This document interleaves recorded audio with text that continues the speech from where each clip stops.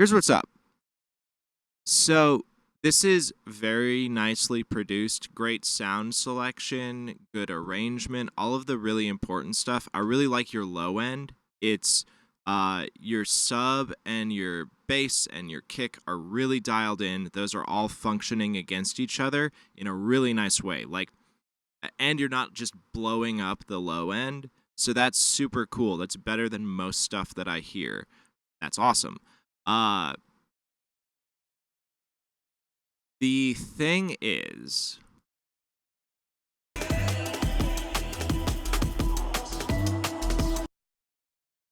especially on like a D&B track, I want a little more crispiness out of the snare.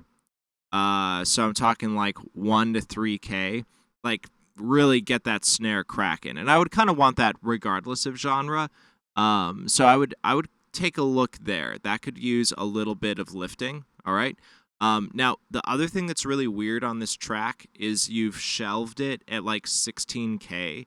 So I'm kind of wondering if you were maybe referencing an MP3 or something, because this is like very slick, and I feel like you might have been working with references, but you might have referenced an MP3 or something. Something weird is happening there. I definitely want stuff above 16K on a track like this. I want to have the air moving. It's really important to get that your speakers pushing that top end, especially when we're in like low end heavy, like kind of always important, but when there's a lot of low end, we want to counterbalance it with some like nice push in the air band. So I would take a look at that. Okay, cool. So you were just you did a little you're usually spicing it up too much, so you might have just you might have overthought it a little bit and just overcompensated. So yeah, I mean, I would take a look at sprucing up the 1 to 3K on the snare, really get the snare moving, and then get the air pumping on the top end. The now then, so those are like mix issues, all right? Um the master, this has fallen victim to the Google how many LUFs for Spotify problem. And it's just you've printed it too quiet, all right? Streaming normalization is real, but it's a volume knob. It's not compression. It's not limiting. It is a volume knob that gets applied.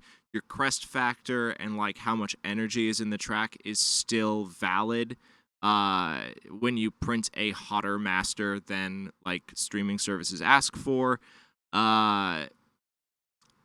So, yeah, louder. Make it louder. And I'm not like I'm like pretty anti-loudness war dude. Like, the hotter you print, you lose like that transient definition. And I think that, it sounds better to not do that, but there is a middle ground. And this will be too wimpy. Definitely too wimpy. More loud. And then the other thing too, the full on like -1 true peak ceiling. That's I do not the -1 true peak ceiling, again, it's real. Like what it does is it prevents overs on an MP3. Okay? That's why that's a thing that gets said in the audio standard industry. But the thing is that you're reducing your dynamic range pretty substantially by setting that low of a ceiling.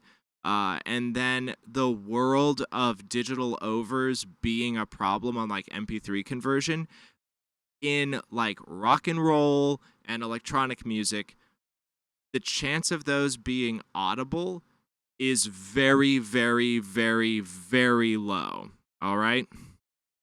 I think that I mean, Conclave, I have done like a 3 LUF master because you are a bastard. Yeah, I mean, like, -0.3 is super safe. Minus point one if you can, you know, if you can harness the power of your compressors. That's cool. CD quality is still in play. But that said, minus point three, super safe. Um, the thing is, so it's just like, there are rules, but it's good to know like why those rules exist. Well, I guess they're not rules. There are guidelines. It's good to know why they exist.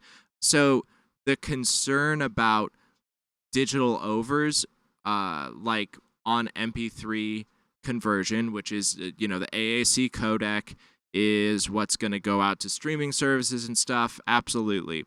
But you're really only going to have to worry about that. Rule of thumb is if you're doing something like classical, jazz, uh, singer songwriter, acoustic stuff, that's where you might actually get an audible over.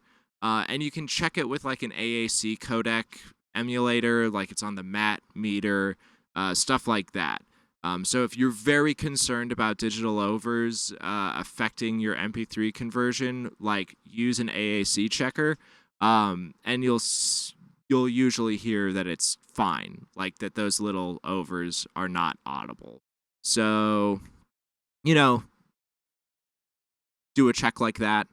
But that's basically it. More loud. More top end, more loud, more snare. Your low end's awesome. The track is really good. It's good.